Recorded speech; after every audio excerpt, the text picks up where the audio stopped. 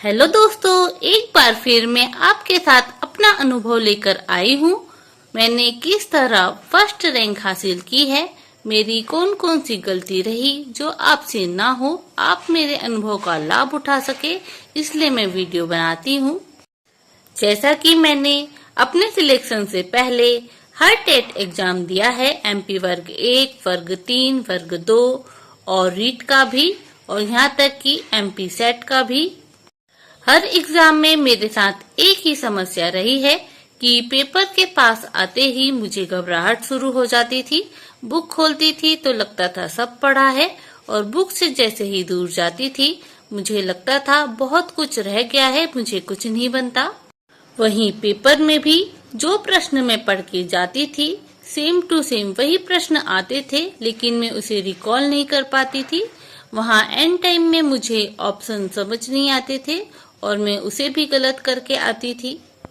इन सभी पेपर के दौरान मैंने ऐसी बहुत सारी गलतियां की जिसे मैंने बाद में रियलाइज किया और अपनी एक सीट पक्की की है।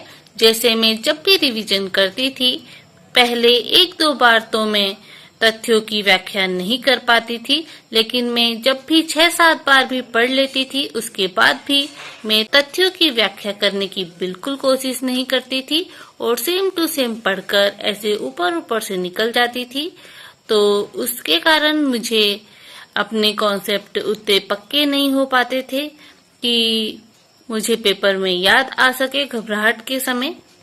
उसके बाद मैंने अपनी इस समस्या का समाधान भी ढूंढ लिया। जैसे ही मेरा एक दो बार का रिवीजन हो जाता था, मैं टॉपिक को लेके अपने दिमाग में ये सोचने की कोशिश करती थी कि इस टॉपिक के मेरे कौन कौन से इम्पोर्टेंट पॉइंट है, इसके क्या क्या प्रश्न बन सकते हैं। ऐसे मैं खुद से ही उसके प्रश्न और उत्तर करने की कोशिश करती थी, और जो फिर बाद में मुझसे प्रश्न छूट जाते थे, मैं उसे फिर से अपने बुक से या वीडियो से रिवाइज करती थी। मैंने अपनी तैयारी के दौरान ज्यादातर तो मोबाइल से ही तैयारी की है, तो मैं हमेशा अपने वीडियो को रोक लेती थी और उसकी व्याख्या अपने हाथ से छुपाकर फिर अपने दिमाग में उसे याद करने की कोशिश करती थी कि इसकी व्याख्या में ऐसा क्या क्या है जो इम्पोर्टेंट है। मैंने महेश कुमार वर्णवाल की वस्तुनिष्ठ बुक को काफी पढ़ाई की है, उसे ही मैंने 6 से 7 बार पढ़ा है, तो उसी को मैं रोक रोक के अपना रिवीजन करती थी और याद करने की कोशिश करती थी कि इसमें ऐसा क्या क्या है, और फिर जो मुझे याद नहीं आता था उसे मैं हाथ से हटा के फिर दोबारा से उसे रिवाइज करती थी। ऐसा कर करके मेरे सारे कॉन्सेप्ट और फैक्ट क्लियर हो गए। आशा है आपको मेरी बात समझ आ रही होगी कि मैं क्या बोल रही हूँ।